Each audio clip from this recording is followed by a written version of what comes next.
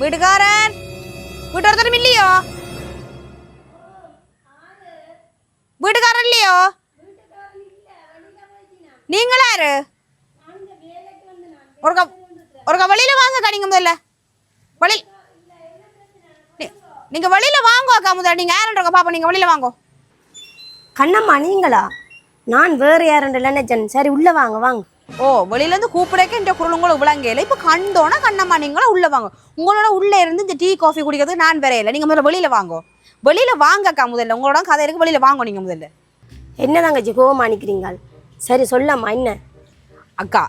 எப்போ ஃபோன் பண்ணினாலும் நீங்கள் முதலாம் மாதம் 2ஆம் மாதம் ஃபோன் பண்ண கட் பண்ணி திருப்பி ஆன்சர் பண்ணி எடுத்து கரைச்சிங்க. இந்த ஆதாரம் சொன்னீங்க. இப்போ கிட்டத்தட்ட 5 மாதத்துக்கு மேலே ஆயிட்டாக்கா. இந்த சீட்டு காசு எங்கே? ₹1 ₹2 நான் விட்டுருவேன் அக்கா. ஒரு லட்சம் 2 லட்சம்னா கூட வீட்டை நான் வேறு எதுவும் நகைக்கு அடைய வச்சு கணக்கு காட்டிடுவேன். ₹10 லட்சம் காசுக்கா. உங்களுக்கு 10 லட்சம் விளையாட்டா இருக்கா இந்த காலத்தை பொறுத்த வரைக்கும்? எப்போ நீங்கள் காசு தர போறீங்க இந்த சீட்டு காசை? ஐயோ பொறுங்க தங்கச்சி. சீட்டு எடுத்ததால் காசு தர இல்லை. தந்தோன்ன நான் வேண்டி தாரேன். எப்படியாவது உங்களோட சீட்டு காசுக்கு தான் நான் எல்லார்டையும் ஓடி திரிஞ்சேன். நான் ஒற்றுதரும் தருதல். அதான் இப்போ வந்து சமைப்ப வலிக்கிட்டா கூப்பிட்டேன். நீங்கள் நான் யாரோன்னு நினச்சி தான் வாக்கள் வீட்டே இல்லைன்னு சொன்னேன். அது நீங்களா போயிட்டுது. நான் பொறுங்க எல்லாத்தையும் காசு பண்ணி நான் தாரேன். குரண்ணைக்காங்க எப்படியாவது நான் தருவேன். உங்களுக்கு தான் சீட்டு. நான் ஏமாற்ற மாட்டேன். கண்டிப்பாக நான் சீட்டு தந்தே ஆகுவேன். நீங்கள் பயப்படாங்க. நான் இருக்கும் வரையும் சீட்டு உங்களுக்கு தருவேன்.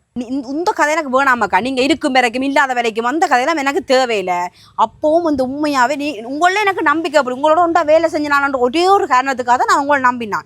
இப்போ வரைக்கும் உங்களோட வீடு கூட எனக்கு தெரியாது. நான் உங்களோட வீடு தேட எவ்வளோ நான் கஷ்டப்பட்டேன் தெரியுமோ? உங்களோட வீடு எங்கே இருக்குன்னு சொல்லி எவ்வளோ கஷ்டப்பட்டேன் தெரியுமோ? என்ன நம்பிக்கையில் நான் உங்களுக்கு காசு இந்த சீட்டை போட்டுறேன்னு சொல்லுங்க பாப்போம். என்னோட உண்டா வேலை செய்த நீங்கள் அக்கா தங்கச்சியா பழகுறோம் அன்று சொல்லி உங்களோட ஒரு மனிதாயமான நம்பிக்கையில் தான் நான் வச்சேன். என்னோட அப்படி தானே நீங்கள் பழகி நீங்கள் பழகி போட்டு இன்றைக்கு இந்த சீட்டு காசை வந்து நான் கேட்க வந்தேன். எனக்கு தானே விழுந்தது காசு. சரி 1 மாதம் 2 மாதம் கூட நான் பொறுத்துறேன். சரி ஓகே ஏதோ பிரச்சனைன்னு சொல்லி இப்போ கிட்டத்தட்ட 5 மாதம் ஆயிட்டக்கா. ஏன் இப்படி ஏமாத்துறீங்கள்? அப்பவும் என்னோட வேலை சில மற்ற பிள்ளைகள் சொன்னதுகள் இந்த லைசன்ஸ் வாங்கி சீட்டு போடுறாங்கள்ட்ட கொண்டு சீட்டை போடுறேன்டா போட்டுத்துல இப்படி லைசன்ஸ் இல்லாமல் போடுறாங்கள்ட்ட போடாதாக்கள்ட்ட போடாதேன்னு சொன்னவே. நான் உங்கள்ட்ட லைசன்ஸ் எடுங்க எடுத்து அக்கா சீட்டு போடுறீங்க லைசன்ஸ் இல்லாமையாக்கா போடுறீங்கன்னா எப்பயாச்சும் கேட்டுருக்கணும். சொல்லுங்க எப்பயாச்சும் கூட கேட்டுருக்கணும்.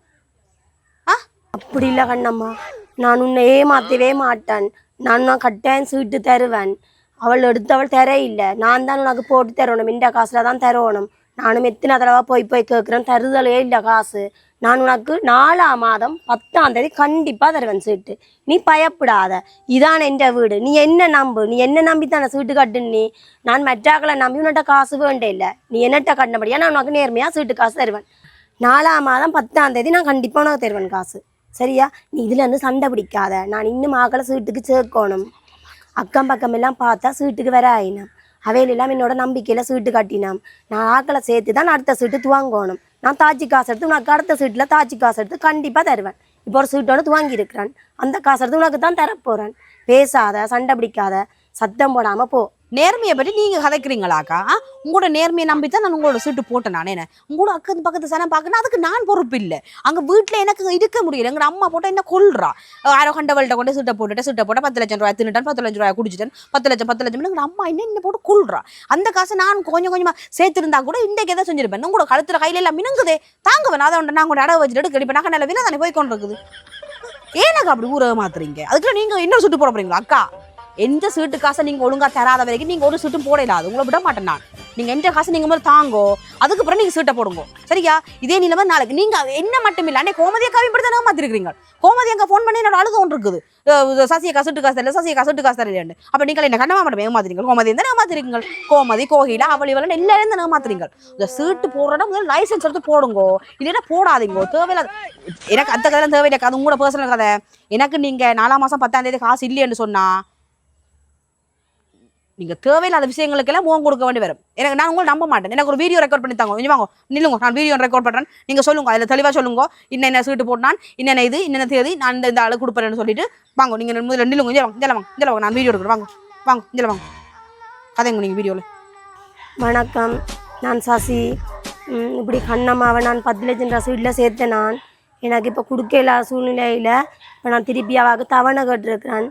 10ஆம் மாதம் 4ஆம் மாதம் 10ஆம் தேதி நான் அந்த தவணைக்கு நான் சீட்டு காசு கொடுப்பேன்றதை இந்த நேரத்தில் நான் அறியத்தாரன். நன்றி வணக்கம். உங்களோட நன்றி வணக்கம் எல்லாம் நாங்கள் கேட்கல. இப்போ உங்களோட ஆதாரம் என் ஃபோனுக்கே இருக்கு சரியோ. நீங்கள் இனிமேல் எந்த காசை தர முன்னாம் எங்கேயாச்சும் நீங்கள் சீட்டு போட்டீங்கன்னு தெரிஞ்சுன்னு வைங்க. நீங்கள் எங்கேயும் சீட்டு போட்டீங்கன்னா எனக்கு கதை வரும். நீங்கள் எங்கேயாச்சும் சீட்டு போட்டீங்கன்னு கதை வந்துச்சுன்னு சொன்னா நான் ஃபேஸ்புக்லேருந்து எல்லாத்துலேயும் போட்டு விட்டுருவேன். ஃபேஸ்புக் டிக்டாக் எல்லாத்துலேயும் போடுவேன் சரியோ. நீங்கள் அப்புறம் சீட்டு இல்லை, நீங்கள் இருக்கவே மாட்டீங்க சொல்லி கிடக்கு. தான் கடைசி எந்த காசை நீங்கள் தந்து எந்த காசு மட்டும் இல்லை, பாதிக்கப்பட்ட எல்லாட்ட காசும் நீங்கள் கொடுக்கணும். நீங்கள் 2-3 பேரும் கொடுக்கலையா, 2-3 பேரையும் ஒழுங்காக கொடுங்கோ என்று தான் பெரிய தொகை எனக்கு கேள்விப்பட்டேன் நான். அவன் எல்லாம் 2-3 லட்சம் தானே, அதையும் கொடுங்கோ. கொடுத்து போட்டு தான் நீங்கள் அடுத்த சீட்டை போடுற. அது உங்களோட பிரச்சனையாக்கா. நான் இனிமேல் என் தெய்வமே, என் சாமி, என் கடவுளாரு, என் முத்துமாரி, நான் தெய்வமே, நீ ஒருத்தருக்கும் நான் சீட்டு போடவே மாட்டேன். ஒருத்தட்டேன் என் நம்பிக்கையில் நீங்கள் நல்லா இதாண்டுட்டீங்க காணும் சரியோ. நான் போயிட்டு வரேன். உங்களோட வீடியோ என்கிட்ட இருக்குது, பார்த்து நடந்து ஒழுங்கோ. அவளாம் சொல்லி கிடக்கு சீட்டு போடக்கூடாது நீங்கள். ஆள் போட்டா சரி சரி. இவள் என்ன பே காட்டிட்டு போகிறாள், பயம் கொடுத்துறாள். அடுத்த சீட்டு வாங்கிட்டேன் தானே, பெரிய சீட்டை உண்டு. அதை பிடிச்சி இவளை கொடுக்குறாதான். அந்த காசு எடுத்து கொடுத்துட்டு இனி மற்ற சீட்டுகளை பார்ப்பேன். இவள் வேற ஃபோனில் வீடியோ எடுத்து வச்சிருக்கிறாள். அப்புறம் ஃபேஸ்புக் யூடியூப்பில் போட்டால் என்ற கதை சரி, என்ற மானம் எல்லாம் போயிடும். இவளுக்கு இந்த சீட்டை எடுத்து எப்படியாவது இதுக்குள்ளே போட்டு அவளுக்கு கொடுத்துருவோம். அடுத்த சீட்டை ஆரம்பிப்போம்.